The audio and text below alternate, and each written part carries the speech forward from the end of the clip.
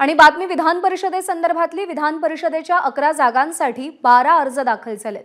Oasis फर्टिलिटीच्या तज्ञांनी IVF उपचार पद्धतीद्वारे 1 लाखांहून अधिक जोडप्यांना मातृत्व प्राप्तीचा आनंद दिला आहे।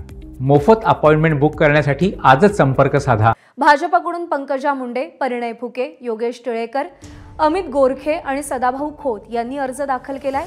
शिंदेंच्या शिवसेनेकडून माजी खासदार कृपाल तुमाने आणि भावना गवळी यांनी अर्ज दाखल केलाय।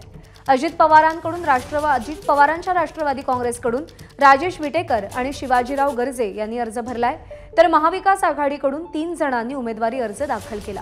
शेतकरी कामगार पक्षाचे जयंत पाटील, काँग्रेसकडून प्रज्ञा सातव, तर ठाकरेंच्या शिवसेनेकडून मिलिंद नार्वेकर यांनी विधान परिषदेसाठी अर्ज भरलाय। त्यामुळे एकूण 11 जागांसाठी 12 उमेदवार रिंगणामध्ये आहेत। भाजपकडून 5, शिंदेंच्या शिवसेनेकडून 2, तर राष्ट्रवादी अजित पवार गटाकडून 2 उमेदवार रिंगणामध्ये आहेत, तर दुसरीकडे महाविकास आघाडीकडून 3 उमेदवार रिंगणामध्ये उतरलेले आहेत। त्यामुळे 11 जागा आहेत एकूण विधान परिषदेच्या आणि 12 उमेदवार रिंगणात आहेत, त्यामुळे ही निवडणूक होईल हे अटळ आहे। भावना अत्यंत सकारात्मक आहेत।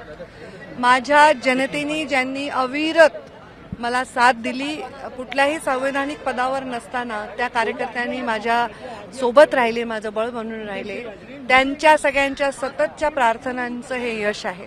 मी माझ्या पक्षश्रेष्ठींचे आभार मानते।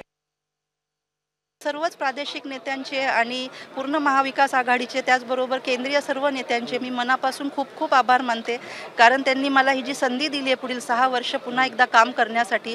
यामुळे मला, माझ्या परिवाराला, आमच्या हिंगोली जिल्ह्याला सुद्धा ताकद मिळणार आहे आणि त्याचबरोबर आम्ही पक्ष संघटन वाढवणे, बळकट करणे यासाठी सुद्धा आम्हाला ताकद मिळणार आहे आणि हिमतीनं मला पुढे जाण्यासाठी ही संधी मिळालेली आहे। एबीपी माझा, उघडा डोळे बघा नीट।